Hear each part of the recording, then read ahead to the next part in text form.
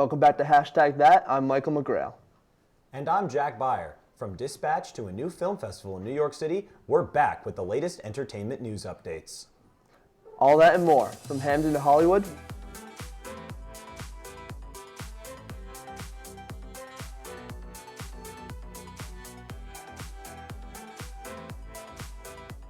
From Hamden to Hollywood. We are your source for Quinnipiac's entertainment news. Beloved Hollywood actress Sally Kirkland has died at the age of 84. Known for her roles on films such as Bruce Almighty and The Sting, as well as her Oscar-nominated performance in the 1987 cult classic film Anna, Kirkland's manager Valerie McCaffrey has expressed her grief in regards to the loss, saying, quote, "Sally transcended time and space in her career. She embraced indie films and loved acting more than life. Her passion for the art of acting was contagious to all who worked with her, and regardless of the role, she gave it 1,000%, end quote. Alongside her 6-decade-long acting career, Kirkland was an active philanthropist, frequently volunteering for people with AIDS, cancer, heart disease, and aided in feeding the homeless via the Red Cross. Her friends had opened a GoFundMe page to aid in her medical recovery this past fall, which ultimately raised over $60,000. Jimmy Kimmel announced on Instagram that one of his oldest friends and his show's band leader, Cleto Escobedo III, has unfortunately passed away. Kimmel and Escobedo lived across the street from each other in Las Vegas, where they quickly became friends. Escobedo would wind up becoming a professional musician, playing the saxophone, where he would tour with Earth, Wind & Fire's Philip Bailey and Paula Abdul, along with many other artists. Kimmel lobbied ABC to get Escobedo the job when Jimmy Kimmel Live premiered in 2003. Talking about the tragedy, Kimmel stated that, quote, "The fact that we got to work together every day is a dream neither of us could have ever imagined would come true. Cherish your friends and please keep Cleto's wife, children, and parents in your prayers," end quote. Escobedo is survived by his wife and 2 children. The final 2 episodes of Dispatch, an episodic interactive video game surrounding a superhero call center, debuted November 12th to overwhelmingly positive reviews on Steam. The game boasts big names on its voice acting cast, starring the likes of Aaron Paul and Lauren Bailey, as well as smaller internet-based micro-celebrities such as Sean McLaughlin, aka Jacksepticeye, and Joel Haver. Aaron Paul expressed his pride in the positive reception that Dispatch has received, saying, quote, "Playing any sort of game or watching any sort of really good television or film, it has to start on the page. And the scripts were just so well written. The funny elements were funny, but also the dramatic elements were really, really heart-wrenching, you know? And it really made you think. And that's what I really responded to, just the tone of it," end quote. Paul went on to fan the flames of fans clamoring for a second season of the game, stating that the door is definitely slightly ajar for a continuation of the game's story. Netflix is now expanding beyond its streaming roots with an all-new Netflix house in Philadelphia, Pennsylvania. The house, which is actually a former Lord & Taylor store, contains a mini golf course, a movie theater, and plenty of elements from Netflix original shows to take pictures with, such as the Afghan-covered couch from Stranger Things or the red velvet throne from Bridgerton. The attraction is focused on immersive experiences between fans and their favorite Netflix shows, with the head of marketplace research trends of research firm Comscore, Paul Dergarbardian, saying, quote, "What they're trying to do is blur the lines between their content, your home experience, your small screen experience, and an interactive, fully immersive, tactile, in-person experience," end quote. Netflix plans to open more houses across the U.S. with the goal of having the fans be able to interact with the original shows. Lately, we've been missing some of our favorite Macy's parade floats, but I think we could use a walk down memory lane. Here with Ranked is Emily Katz.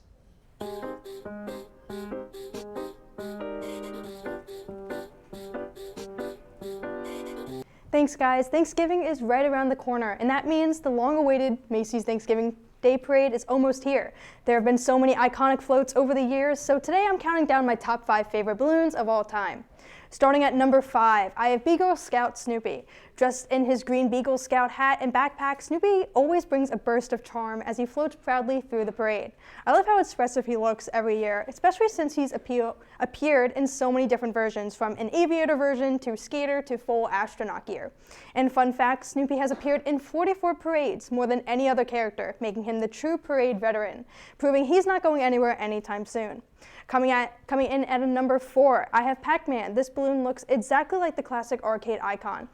Made ground bright yellow and instantly recognizable even from blocks away. Seeing him hovering over Manhattan is pure nostalgia for anyone who grew up with the well-known game, and I love how energetic and bold he feels compared to the more traditional character balloons that we see every year. Pac-Man officially became a helium balloon in 2025 to celebrate his 45th anniversary. In third place, I'm going with Shrek, towering above the streets with his signature green skin, brown vest, and that unmistakable grin. The Shrek balloon looks like he stepped right out of the movie. I love how huge and expressive his face is. It almost feels like he's interacting with the crowd as he goes by. The Shrek float first debuted back in 2007, and after a long break, he's now returning this year in 2025 featuring his goofy side character, Donkey. And at number 2, I have the Pillsbury Doughboy. With his bright white chef's hat, blue scarf, and that cheerful, giggling smile, I've always loved how friendly and nostalgic he feels. He brings that warm home-baking energy that fits perfectly with any Thanksgiving morning. The Pillsbury Doughboy has appeared in over 600 commercials since 1965 and was originally designed so he wouldn't look like Casper the Friendly Ghost. And finally, holding my number 1 spot is SpongeBob SquarePants. With his huge smile, bright eyes, and that perfectly square shape, SpongeBob looks larger than life as he floats down the parade route. He has always been my personal favorite, watching him every single Thanksgiving morning. SpongeBob was the first square balloon in the parade and has appeared 21 times, including a 2013 redesign that made him even more expressive. He's joyful, iconic, and to me, the moment the show is up is when the parade truly begins. That's it for this week's Ranked. We will be back after this commercial break. Do you enjoy debating Quinnipiac sports? That's all flash, no cash. She didn't net it in the back of the net. That's not even a goal. What are you doing pulling out rhymes? Brady, that's like a crossover with a missed layup. Bobcat Breakdown is the place for you, with debate, analysis, and so much more. Mate Marinov. He is good, but oh man, is he bad. And that team is amazing.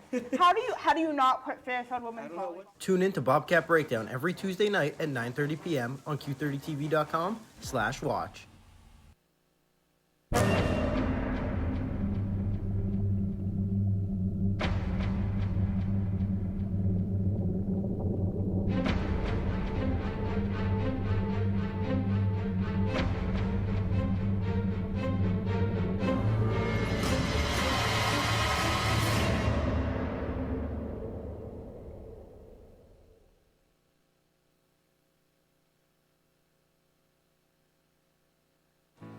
You know you don't have to wear your PT gear anymore, right? It's comfortable. So how's civilian life treating you? It's fine. When I got out, I didn't want to admit that there was anything wrong because I felt like a failure. And then I realized, like, there's nothing to be ashamed of. So I started talking to someone. Maybe you are fine, but if you're not, it's okay. Thank you. If you or a veteran you know needs support, don't wait. Reach out. Find resources at va.gov/reach. You know, Jack, I've really seen my music taste change since we entered this holiday season. Me too, Michael. I think we could use some tunes right about now. Here with Tuning In is Amari Smith.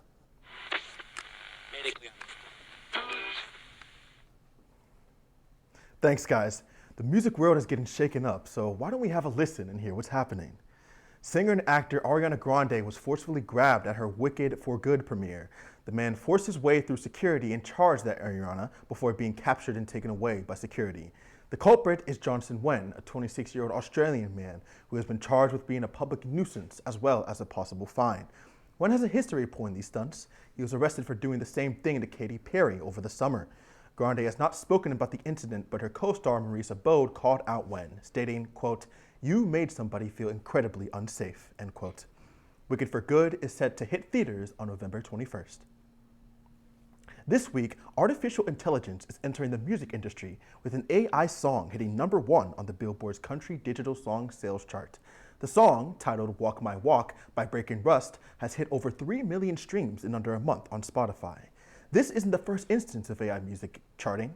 Billboard states that, quote, "at least 6 other songs have charted in only the past few months," end quote. The rise of AI in music has garnered both support and disagreement through social media, especially TikTok. Some believe it's the beginning of a new era, while others argue that AI lacks human creativity.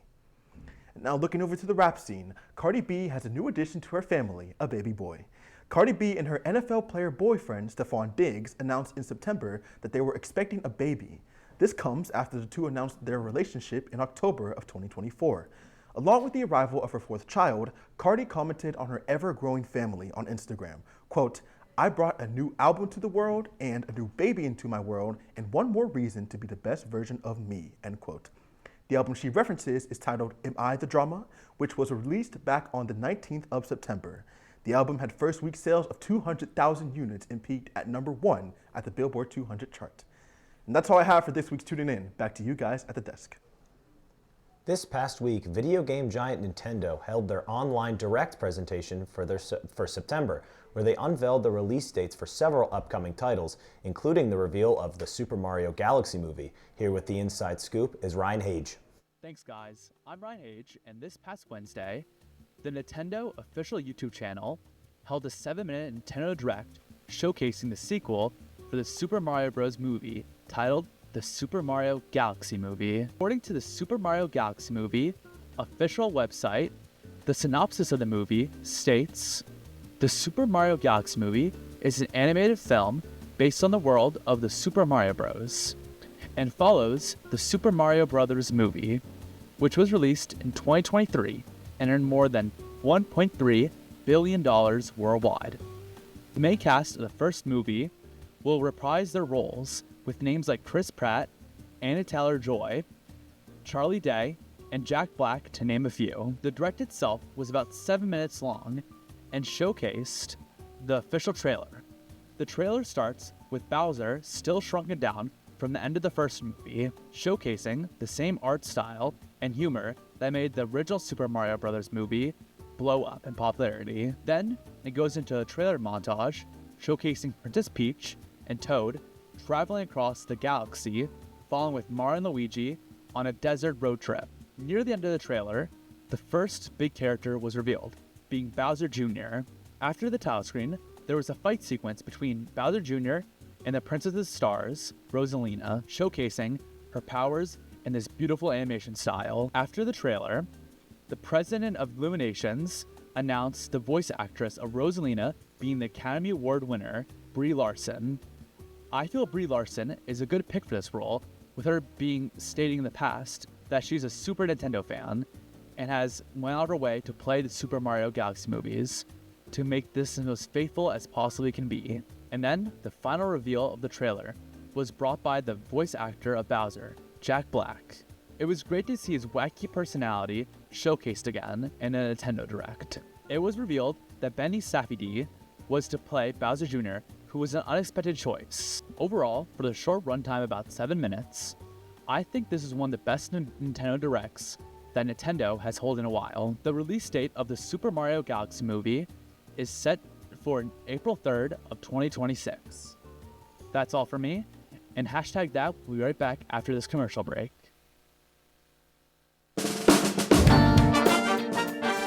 No, I'm not gambling!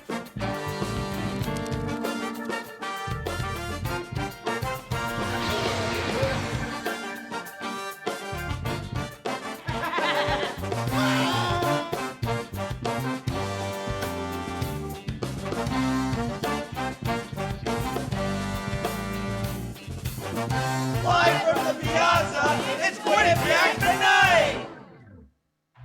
Everyone has a ritual, that small thing that keeps us focused. A habit we never skip to clear our minds and elevate our performance. But what do you do to keep your head in the game, to drown out the self-doubt and to support your mental health? Because being your best isn't just about taking care of your body. It's about taking care of your mind and mental health. Discover the resources you need to keep your mind focused and your mental health a priority.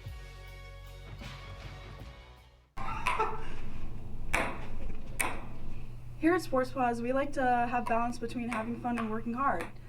Sometimes that competition we cover gets into our producing.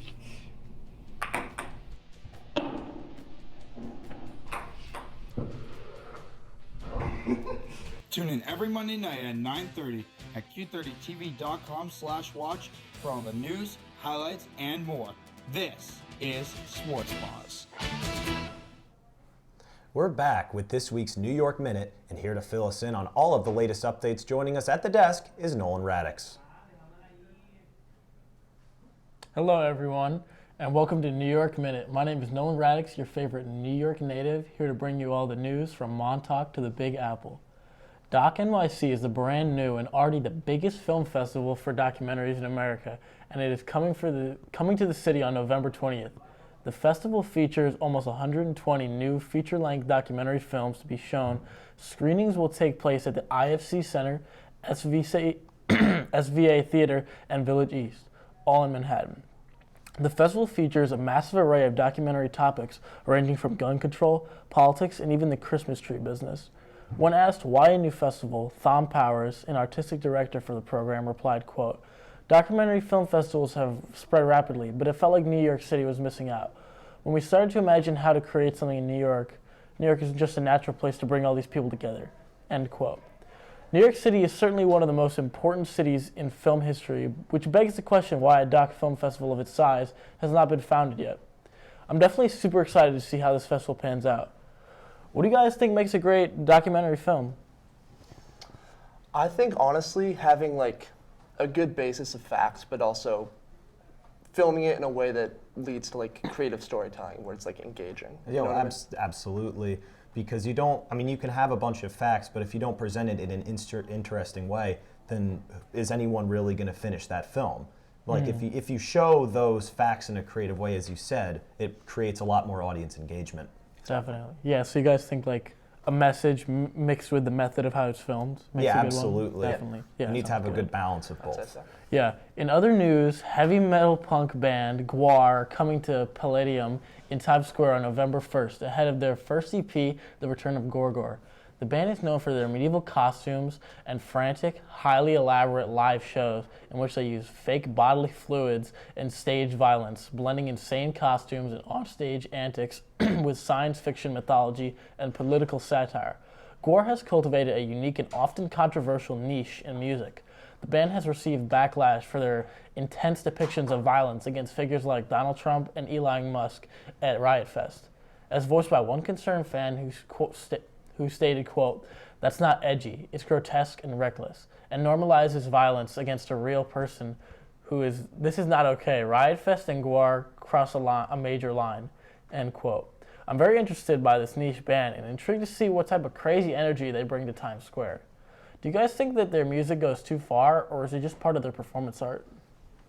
I feel like it's part of just their performance art. Granted, I haven't listened to this band, so I don't know what their music is like, but just based off the description, I feel like it's music that's designed to draw a reaction, whether it's positive from the fans of that music or negative, and stuff like this has existed all across media for many years, so I feel like it's just another version of that. Yeah, I think a lot of art is supposed to make people feel uncomfortable, especially if they're handling politics like this band is. So I don't think it's necessarily an issue. I think it's cool. Yeah, definitely. Well, guys, it truly has been a pleasure joining you today. That's all the time we have for New York Minute. I may be signing off here, but there's some excitement over in the land of Oz. You heard right. Ever since the release of their first Wicked film in November of last year, there's been a significant hype for its sequel, Wicked for Good. Here with a deep dive ahead of the film's release are Emma Corridan and Zoe Matzelle.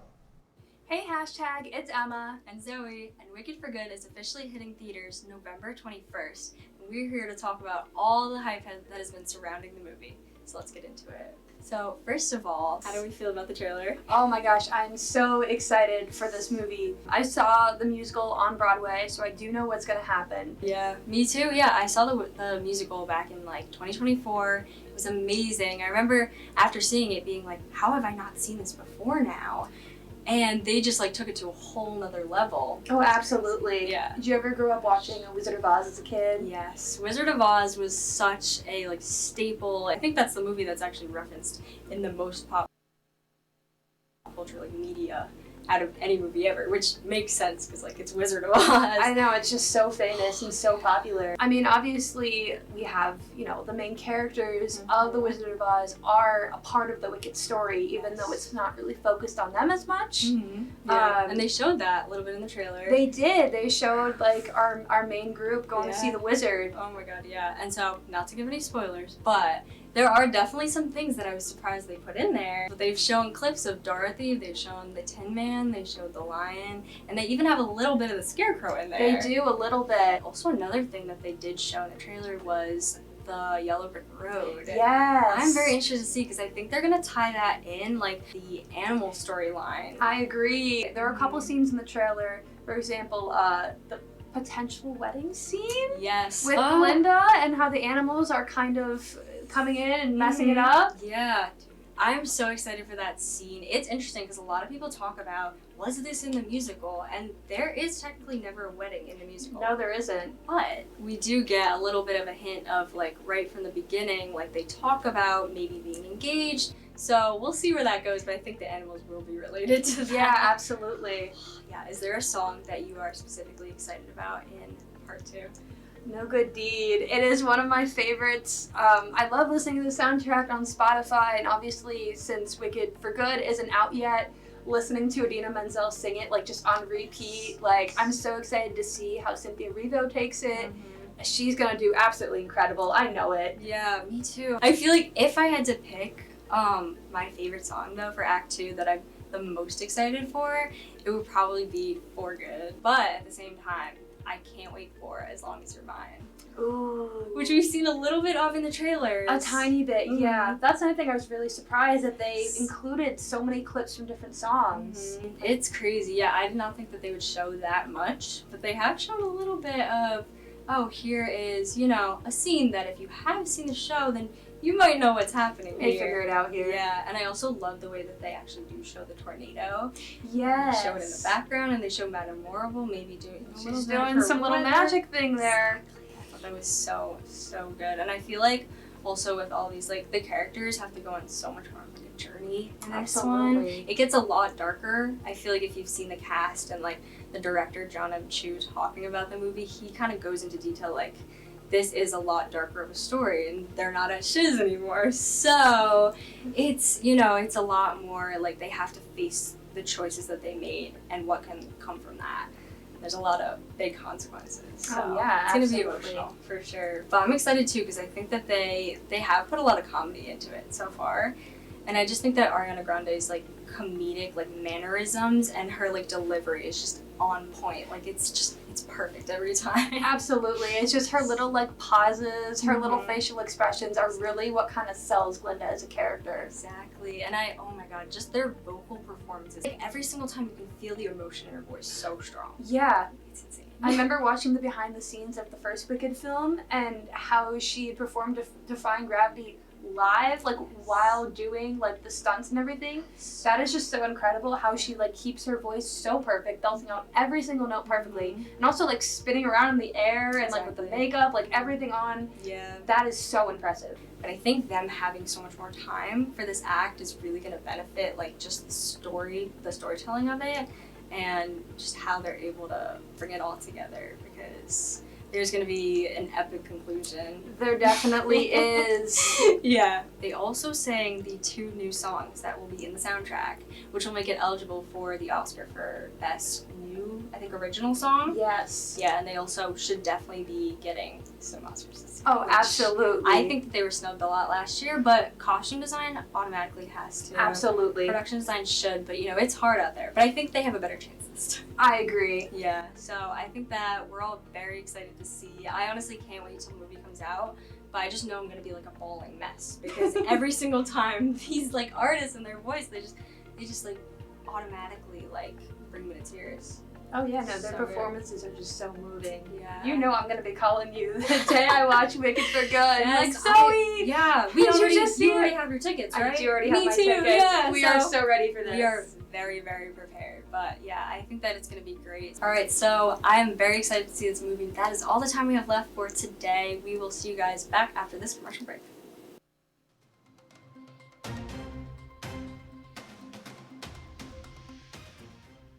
Reporting from the Grove for Q30 News. Reporting from the Miller Library for Q30 News. Reporting from the Mount Carmel campus for Q30 News. Reporting on Whitney Ave for Q30 News.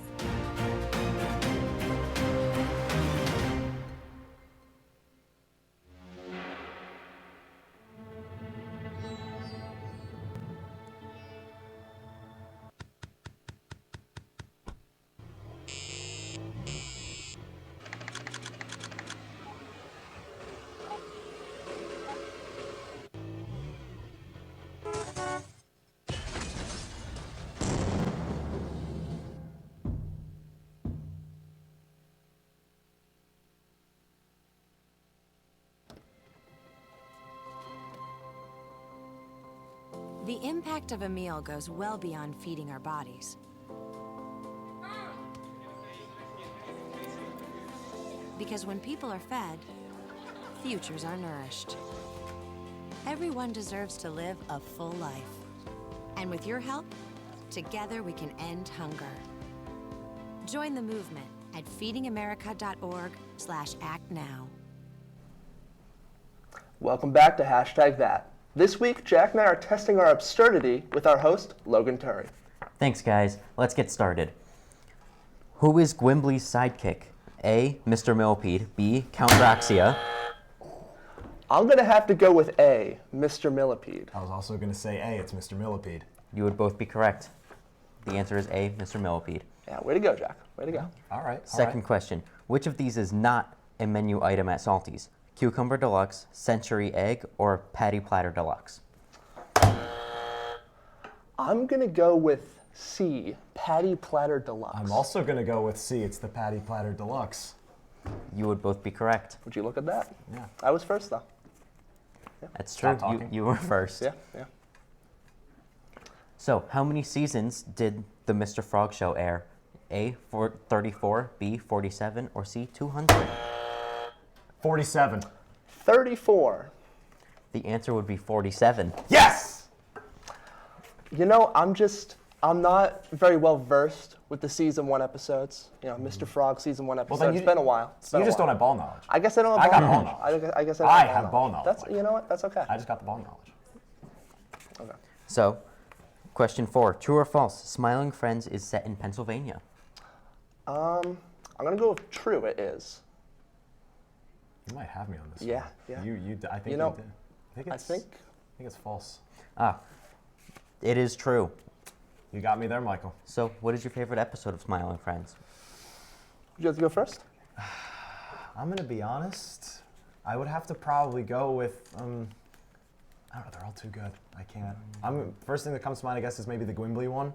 I've watched that one a lot. That's a solid one. That's a solid one. I'm gonna have to go with, I think, season 2, episode 4, Alan's Adventure. Okay, that's okay. That's a one's thrill good. ride. Right that there. one is That's really a thrill good. ride, I like how they took a sort of side character but gave him an actual premise and a reason. I really like what they did. The with animation was just kind of like insane for no real reason. Oh, They absolutely. just kind of locked in on it. Well, that Yeah. just goes for the entire show. Oh, yeah. Like even one of the new seasons where they rotoscoped the boss for a dab up. Yeah. And that's all they did. Yeah. Very diverse animation style. Absolutely. So I enjoy Alan's Adventure is a good one. Yeah. What's it called? The new season's also been really good too. Oh yeah, I like the Halloween episode of the new season. That one was. I didn't know Pim could ever get angry. Oh yeah. I didn't think that was possible. He got real angry. Yeah. Like just looking at that, I'm like, okay. That I was very confused. And I mean, that's another example of the animation kind of like switching from good to like insanely good. Yeah. Which I think kind of adds to the humor in a sense. Absolutely. Because the whole point is that it's absurd. Yeah. Like a lot of the show doesn't make any sense. Like even if you look at it, Charlie doesn't seem like someone who would be a smiling friend at the end of the day because his personality is just a very monotone normal guy. I gotta say, I think season 2 overall has the least amount of weak episodes. Absolutely, yeah. No, I would agree with that too. Season 3, though, is kind of getting up there, though, but they haven't finished the season yet. That's true. There could still be some potential misses in season 3. Absolutely. We got like what, 3 episodes left? I think 2 or 3. 2 or 3, yeah. I think so, if I recall correctly. So I've been enjoying it so far. No, I have too. The new episode came out yesterday. Was good. I actually haven't seen it. You need to. No spoilers. I'm not going to spoil it for anybody. I'm just going to say it's really funny. There is actually a former smiling friend. Yeah. That's all I'll say. All right. Well, guys, we've had a lot of fun today, but that is all the time we have left for today. For this episode of #that. Make sure to follow us on our social media accounts to stay up to date. I'm Michael McGrail. And I'm Jack Beyer. From the producers, talent, and everyone working hard behind the scenes, thank you for watching #that. Have a happy Thanksgiving, and we will see you again on December 1st.